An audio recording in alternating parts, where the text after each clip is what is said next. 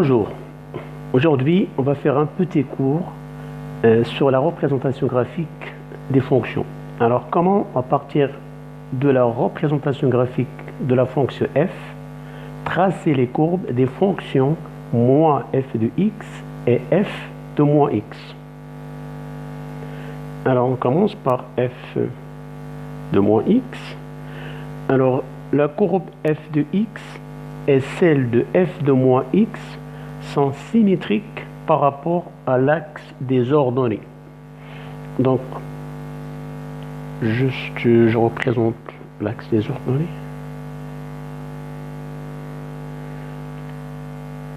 Alors là, la courbe c'est f. Alors à chaque fois qu'on nous donne la courbe d'une fonction f quelconque, il nous demande de trouver ou bien tracer la courbe de f de moins x. Alors la règle pratique, c'est que la courbe de cf et la courbe de c de f de moins x sont symétriques par rapport à l'axe des ordonnées. Alors je prends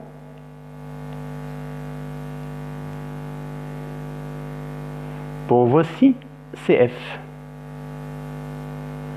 Alors pour avoir la courbe de f de moins x, alors on sait qu'ils sont symétriques par rapport à l'axe des ordonnées. Alors l'axe des ordonnées, il partage cette courbe en deux parties. Il y a cette partie-là et cette partie.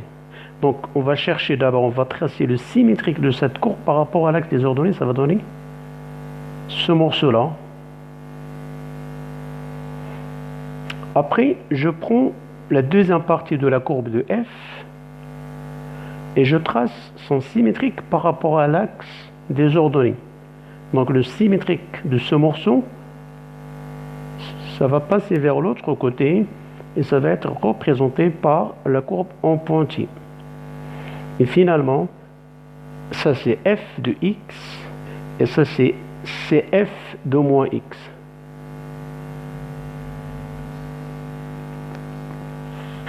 Pour mieux comprendre, on traite un exemple. Alors, soit une fonction f de x égale racine carrée de x. Bon, donner une définition, c'est 0 plus fi. Bon, voici la courbe. C'est une fonction de référence. Voici la courbe de f de x égale à racine carrée de x. Question, tracer la courbe de f de moins x, qui est égale à racine carrée de moins x. Elle est définie de moins l'infini à 0. C'est normal.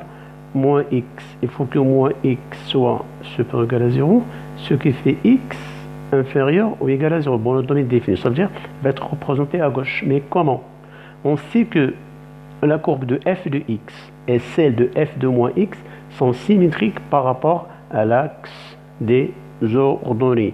Donc, je vais représenter le symétrique de cette courbe par rapport à cet axe. Donc, c'est quelque chose qui ressemble à ça. Donc, ça c'est f moins x. Je prends un deuxième exemple. F de x égale à x au cube. Sa représentation graphique, la courbe représentation graphique de f de x égale à x au cube, c'est cette courbe. Maintenant, on cherche la courbe de f de moins x. Alors, on va traiter cette courbe morceau par morceau. Je prends ce morceau-là,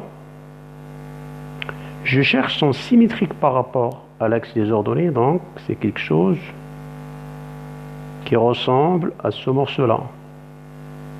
Après, je passe en bas, je prends le morceau en bas, et je cherche son symétrique par rapport à l'axe des ordonnées. Donc ça va être... Donc, ça, c'est la courbe CF. Et celle-là, c'est la courbe CF moins X. Donc voilà la méthode pratique.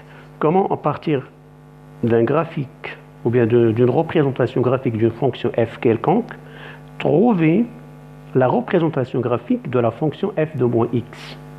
Méthode pratique. il suffit juste de prendre la courbe de f de x et de chercher son symétrique par rapport à l'axe des ordonnées pour trouver la courbe de f de moins x. Par exemple, pour la racine carrée de x, son symétrique, c'est lui.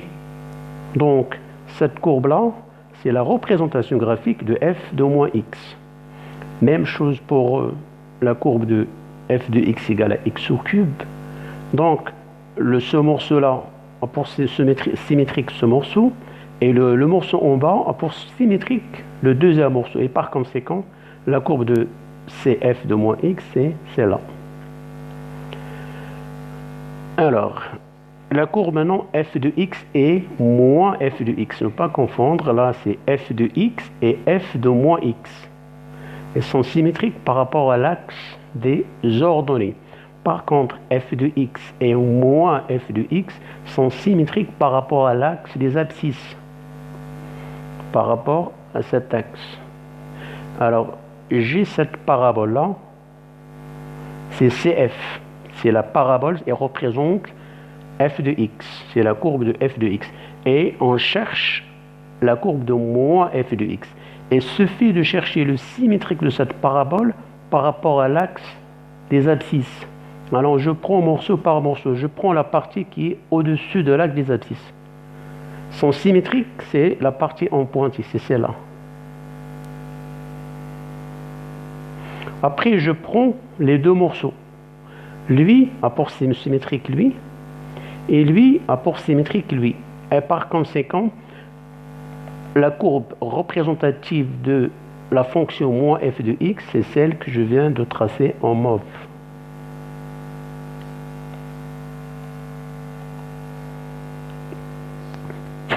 Un exemple, soit f, une fonction définie sur R, bon, c'est une fonction quelconque, et CF, sa représentation graphique, elle est là. Question, on déduire la courbe représentative de moins f. Alors, d'après le cours, méthode pratique, la courbe de f de x et celle de moins f de x sont symétriques par rapport à l'axe des abscisses. Donc, voici l'axe des abscisses.